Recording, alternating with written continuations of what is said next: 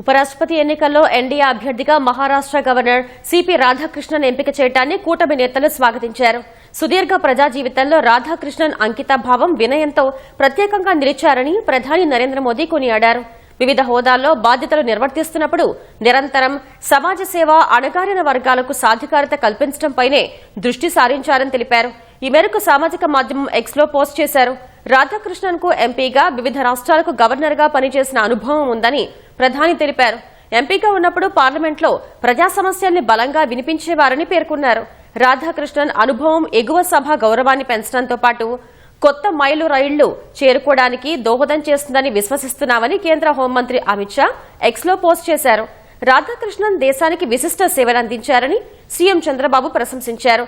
TDP ఆయనకు పూర్తి మద్దతునిస్తుందని X వేదికగా ప్రకటించారు.